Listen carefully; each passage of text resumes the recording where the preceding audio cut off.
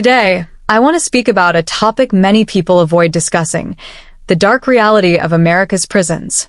Behind high walls and locked gates exists a system that affects millions of lives, not only prisoners but also families, communities, and society itself. The United States has one of the largest prison populations in the world. Millions of people have been incarcerated, and many prisons are overcrowded, underfunded, and violent. While prisons are meant to provide justice and rehabilitation, the reality is often very different. Many inmates face harsh living conditions. Cells are overcrowded, healthcare is limited, and mental health support is often inadequate. Violence between inmates and even abuse by prison staff can occur. Instead of helping individuals reform, prisons sometimes leave people more traumatized and hopeless than before. Another disturbing reality is racial and economic inequality. Poor communities and minority groups are disproportionately represented in prisons. Many people cannot afford proper legal defense, which increases the chances of unfair sentencing. This raises serious questions about equality and justice. Solitary confinement is another major issue. Prisoners may spend weeks, months, or even years isolated in tiny cells with little human contact. Studies show that this can cause severe psychological damage, including depression, anxiety, and suicidal thoughts. Additionally, once released, former prisoners face enormous challenges. They struggle to find jobs, housing, and social acceptance. Because society often refuses to give them a second chance, many return to crime and end up back in prison. This cycle continues generation after generation. Private prisons also add to the problem. Some prisons operate for profit, meaning companies earn money when more people are incarcerated. Critics argue that this creates a system where financial gain becomes more important than rehabilitation and justice. However, change is possible. Many experts believe prisons should focus more on education, counseling, job training, and rehabilitation programs. Helping people rebuild their lives can reduce crime and create safer communities for everyone. The dark reality of America's prisons is not just a prison issue, it is a human rights issue. A society should be judged not only by how it rewards success, but also by how it treats those who have fallen. If we truly believe in justice, then we must work toward a system that values fairness, dignity, and rehabilitation. The United States has one of the highest incarceration rates in the world, with millions of people either serving time in prisons and jails or living under probation and parole systems. Over the decades, strict sentencing laws, mandatory minimum punishments, and the war on drugs policies greatly increased the prison population. As a result, prisons became overcrowded and unable to properly support inmates or provide effective rehabilitation programs. Many experts argue that the system focuses more on punishment than on helping individuals change their lives. A large number of prisoners are incarcerated for nonviolent offenses, including drug-related crimes. In many cases, people from poor communities are more likely to be arrested and sentenced harshly because they lack access to quality legal representation. This has created a cycle where disadvantaged communities are repeatedly affected by incarceration. Overcrowding has also created serious problems inside prisons. Inmates often live in cramped cells, face limited health care, and experience increased violence and tension. Prison staff struggle to manage the growing number of inmates, leading to unsafe conditions for both prisoners and guards. Educational opportunities, counseling, and rehabilitation services are often limited because facilities are overwhelmed by the large population. The high number of incarcerations also impacts families and society. Children grow up without parents, families face financial struggles, and communities lose many young people to the prison system. Former prisoners often return to society with emotional trauma, fewer job opportunities, and social stigma, making it difficult to rebuild their lives. Many end up returning to prison, continuing the cycle of mass incarceration. One of the darkest realities of America's prison system is the severe overcrowding and poor living conditions found in many correctional facilities. Prisons in several states hold far more inmates than they were originally designed to accommodate. Cells built for 1 or 2 people may contain 3 or 4 inmates, forcing prisoners to sleep in extremely cramped spaces with little privacy or comfort.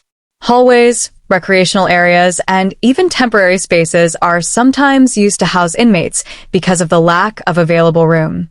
Overcrowding creates an environment filled with tension, stress, and violence. When too many people are confined in limited space, conflicts become more common. Prison staff often struggle to maintain order, and inmates may face threats, bullying, gang activity, or physical attacks. The lack of proper supervision and security increases fear and instability within prisons. In many facilities, inmates constantly live under pressure, knowing that even small disagreements can quickly become dangerous. Poor sanitation is another major issue in overcrowded prisons. Bathrooms and showers may not be cleaned properly because they are used by large numbers of inmates every day. Limited access to hygiene products such as soap, toothpaste, clean water, or fresh clothing can create unhealthy conditions. Some prisons have faced criticism for infestations of insects, poor ventilation, mold, and extreme temperatures during summer and winter. These conditions can seriously affect both physical and mental health. Healthcare inside prisons is often inadequate as well. Medical staff may be overwhelmed by the large number of inmates needing treatment. Prisoners sometimes wait weeks or months for medical attention, even for serious illnesses or injuries. Mental health services are also limited despite the fact that many inmates suffer from depression, anxiety, trauma, or other psychological disorders. Without proper treatment, mental health problems can worsen over time. Food quality in many prisons has also been heavily criticized. Meals are often low in nutrition and served in small portions. Inmates may not receive healthy diets, which can lead to weakness, illness, and long-term health problems. Combined with poor health care and overcrowded conditions, this creates an environment where prisoners struggle to maintain even basic well-being. These living conditions affect more than just the inmates themselves. Prison staff also work in stressful and dangerous environments, leading to burnout and tension between guards and prisoners. The overall atmosphere inside overcrowded prisons often becomes harsh, unhealthy, and unstable, making rehabilitation far more difficult. Instead of preparing individuals for a better future, such conditions can increase anger, trauma, and hopelessness among those incarcerated. One of the most serious problems within America's prison system is the lack of proper mental health care and medical support for inmates. A large number of prisoners enter correctional facilities already struggling with physical illnesses, emotional trauma, addiction, depression, anxiety, or severe psychological disorders. Instead of receiving the treatment and support they need, many inmates find themselves in environments that worsen their condition. Prisons are often overcrowded and underfunded, making it extremely difficult to provide quality health care to every prisoner. Mental health issues are especially common among incarcerated individuals.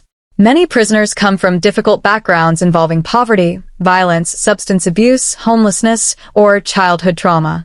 These experiences can lead to long-term emotional and psychological problems. However, prisons frequently lack enough trained psychologists, psychiatrists, counselors, and medical professionals to properly care for inmates.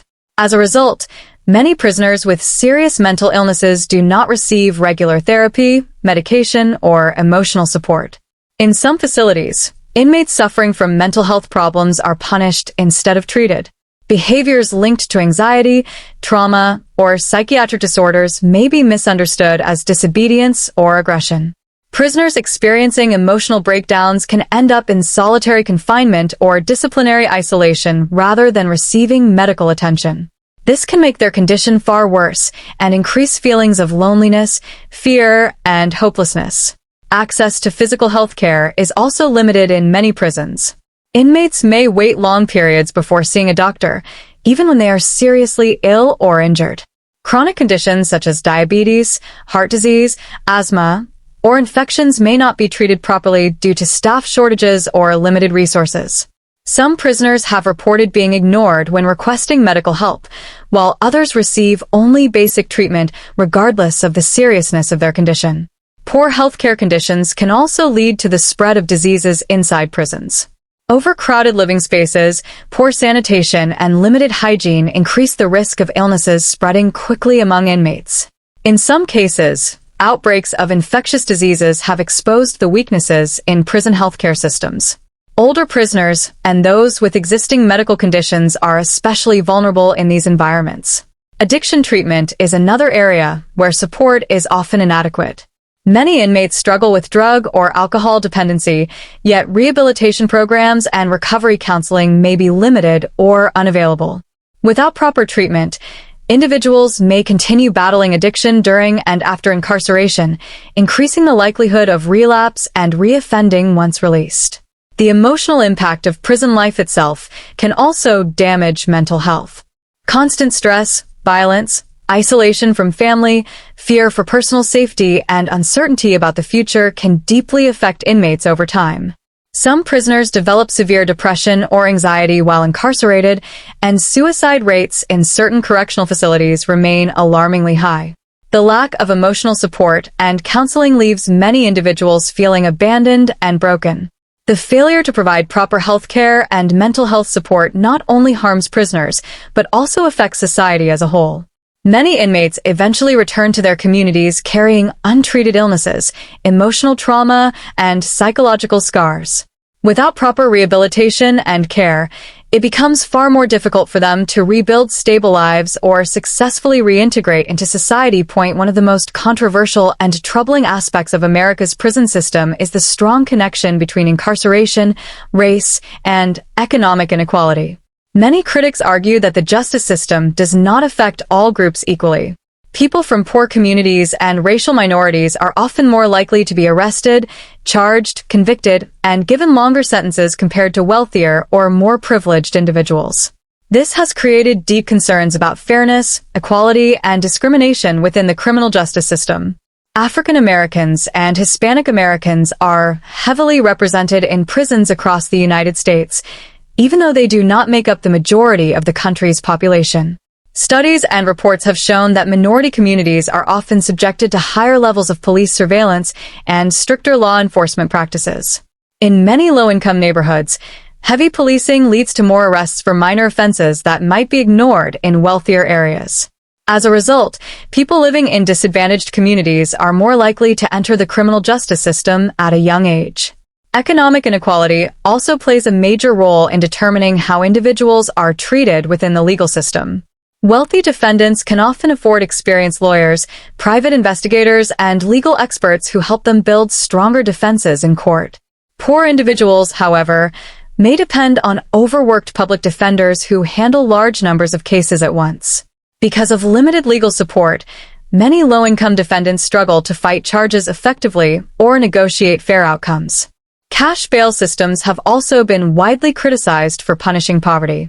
In many cases, individuals accused of crimes must pay money to remain free while awaiting trial. Wealthier people can often afford bail and continue their jobs and daily lives until court hearings. Poor defendants, however, may remain in jail for weeks or months simply because they cannot afford payment. This can cause them to lose jobs, housing, education opportunities, and family stability before they are even convicted of a crime. Sentencing disparities further increase inequality within the prison system. Research has suggested that minority groups may receive harsher punishments for similar crimes compared to white defendants. Mandatory minimum sentencing laws and strict drug policies have particularly affected low-income and minority communities. During the war on drugs, many nonviolent offenders received extremely long prison sentences, contributing to the rapid growth of mass incarceration in America. The effects of racial and economic inequality continue long after imprisonment. Former inmates often face discrimination when seeking employment, housing, education, or financial support. A criminal record can make it difficult for individuals to rebuild their lives, especially for those already struggling with poverty. Families and communities are also deeply affected when large numbers of people are removed through incarceration. Children may grow up without parents, and neighborhoods may experience ongoing cycles of poverty, instability, and crime. Critics argue that these inequalities reveal deeper problems within society itself. Limited access to education, healthcare, mental health support, and economic opportunities can increase the likelihood of crime in struggling communities. Instead of addressing these root causes, the prison system often becomes the primary response to social and economic problems. This creates a cycle where disadvantaged groups continue to face greater risks of incarceration generation after generation. Solitary confinement is considered one of the harshest practices used within the American prison system. In this form of punishment or control, inmates are isolated from nearly all human contact for long periods of time. Prisoners placed in solitary confinement are often locked alone in small cells for 22 to 24 hours a day, with little access to sunlight, fresh air, conversation, or meaningful activity. In many prisons, these cells contain only a bed, a toilet, and bare walls, creating an environment of extreme isolation and emotional stress. Prison officials may use solitary confinement for several reasons. Some inmates are isolated as punishment for breaking prison rules, while others are placed there for protective custody if they are considered at risk from other prisoners. Gang-related issues, violent incidents, or disciplinary actions can also lead to isolation. However, critics argue that solitary confinement is often overused and applied for excessive periods of time, even for non-violent infractions. The psychological effects of prolonged isolation can be severe. Human beings naturally depend on social interaction and communication, and removing nearly all contact can seriously damage mental health. Many inmates in solitary confinement experience intense loneliness, anxiety, depression, panic attacks, and emotional instability. The silence and isolation can cause prisoners to lose their sense of time and reality, leading to confusion and emotional breakdowns. Some inmates begin to suffer from hallucinations, paranoia, or uncontrollable anger after spending extended periods alone. Others experience insomnia, memory problems, difficulty concentrating, and extreme mood swings. For prisoners who already have mental health disorders, solitary confinement can worsen existing conditions and increase emotional suffering. Mental health experts have repeatedly warned that long-term isolation can create lasting psychological trauma. The emotional pain caused by solitary confinement has also been linked to self-harm and suicide. Inmates placed in isolation often feel hopeless, abandoned, and disconnected from the outside world. Without regular human interaction or emotional support, some prisoners lose the ability to cope with stress and despair.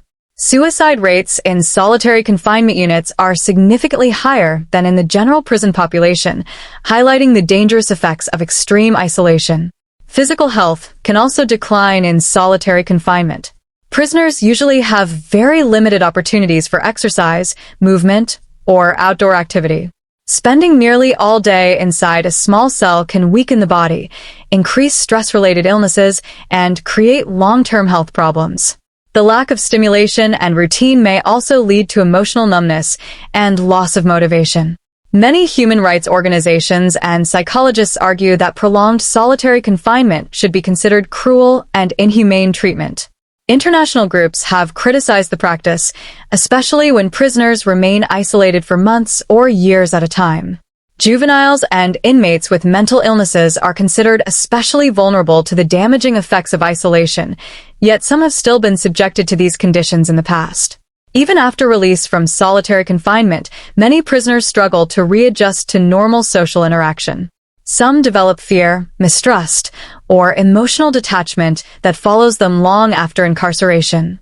Re-entering prison populations or returning to society can become extremely difficult because the experience of isolation deeply affects communication skills, emotional stability, and overall mental well-being for many former prisoners. The challenges of incarceration do not end when they leave prison.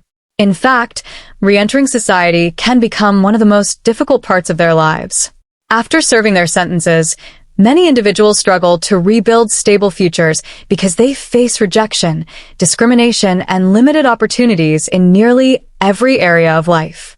Finding employment, securing housing, reconnecting with family, and gaining social acceptance can become extremely difficult due to the stigma attached to having a criminal record. One of the biggest obstacles former inmates face is finding a job.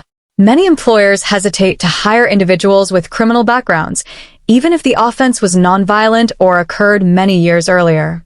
Job applications often require applicants to reveal past convictions, and this information alone may prevent them from being considered for employment. As a result, Many former prisoners are denied opportunities before they even get the chance to explain their situation or demonstrate personal growth. Without stable employment, it becomes difficult for former inmates to support themselves financially. Many leave prison with little money, limited work experience, and few professional skills. Some prisons provide minimal educational or vocational training, leaving individuals unprepared for modern job markets. Those who spent many years incarcerated may also struggle to adapt to changes in technology and society. Financial instability can quickly lead to stress, hopelessness, and desperation. Housing is another major challenge. Many landlords refuse to rent homes or apartments to people with criminal records, especially those convicted of serious offenses. Public housing restrictions in some areas also prevent former inmates from accessing affordable housing programs. Without a safe place to live, many individuals become homeless or are forced into unstable living conditions. Lack of housing can make it even harder to find employment, maintain relationships, or stay away from criminal environments. Social acceptance is equally difficult for many former prisoners. Society often views former inmates with fear, suspicion, or judgment, making reintegration emotionally painful. Friends, neighbors, and even family members may struggle to trust them again. Some individuals return home only to find damaged relationships, broken families, or communities unwilling to accept them back. The emotional burden of rejection can lead to loneliness, depression, and low self-esteem. Former prisoners may also lose access to important rights and opportunities after release. In some states, individuals with felony convictions face restrictions on voting, education assistance, professional licenses, or government benefits. These barriers can make it harder for them to fully participate in society and build independent lives. Instead of feeling like they have a second chance, many former inmates feel permanently punished even after completing their sentences. The lack of support during reentry often increases the risk of reoffending. Without jobs, housing, education, counseling, or community support, many former prisoners struggle to survive legally. Financial pressure, emotional stress, and limited opportunities can push some individuals back toward criminal activity. This contributes to high recidivism rates, where former inmates return to prison repeatedly. In this way, the cycle of incarceration continues not only because of personal choices, but also because society often fails to provide realistic paths toward rehabilitation and stability. Families are also deeply affected by these struggles. Parents returning from prison may find it difficult to reconnect with their children or provide financial support. Children may experience emotional confusion or instability after years of separation. Entire communities can suffer when large numbers of individuals leave prison without the support necessary to rebuild productive lives. Instead of strengthening society, the failure to help former prisoners reintegrate can contribute to continued poverty, crime, and social division. One of the most controversial parts of the American prison system is the existence of private prisons. Unlike government-operated prisons, private prisons are managed by corporations that earn money through contracts with the government. These companies receive payment based on the number of inmates they house, turning incarceration into a business. Critics argue that this system creates a dangerous conflict between financial profit and human rights because companies may benefit when more people are in prison for longer periods of time. The growth of private prisons increased significantly during the rise of mass incarceration in the United States. As prison populations expanded rapidly, governments looked for ways to reduce overcrowding and costs. Private corporations offered to operate prisons more cheaply than state-run facilities. However, many people began questioning whether cost-cutting measures were harming inmates and reducing the quality of prison conditions. One major criticism of private prisons is that profit motives may encourage companies to spend as little money as possible on inmate care. To maximize earnings, some facilities have been accused of reducing staff numbers, limiting health care services, cutting educational programs, and lowering food quality. Understaffing can create dangerous environments where violence, neglect, and poor supervision become more common. Inmates in some private prisons have reported inadequate medical treatment, unsafe conditions, and lack of proper rehabilitation opportunities. Rehabilitation programs are often limited in private prisons because such services require funding and trained professionals. Education, job training, counseling, and addiction treatment programs can help prisoners rebuild their lives and reduce future crime rates. However, critics argue that private prison companies may focus more on keeping costs low than investing in long-term rehabilitation. Without proper support and preparation for life after release, many inmates struggle to successfully reintegrate into society. Another major concern is the influence private prison companies may have on politics and criminal justice policies. Some critics claim that private prison corporations support policies that increase incarceration rates because their profits depend on filled prison beds. Tough sentencing laws, stricter immigration detention policies, and harsher punishments can all contribute to higher numbers of inmates. This has raised ethical questions about whether financial interests are influencing laws and justice systems. Immigration detention centers operated by private companies have also become a source of controversy.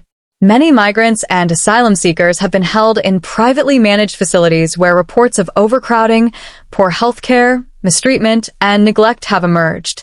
Human rights groups have criticized these detention centers for treating vulnerable individuals as sources of profit rather than as human beings deserving dignity and protection.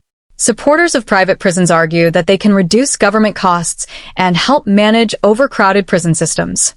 However, opponents believe that incarceration should never become a business focused on generating revenue. They argue that justice systems should prioritize rehabilitation, public safety, fairness, and human rights rather than financial gain. The debate over private prisons also raises larger questions about the purpose of imprisonment itself. If prisons are designed mainly to punish and profit from inmates, rehabilitation may become less important. This can contribute to cycles of repeat incarceration where individuals leave prison without education, treatment, or opportunities for change. Critics warn that when profit becomes connected to imprisonment, society risks creating systems that value income more than human dignity, justice, and social reform.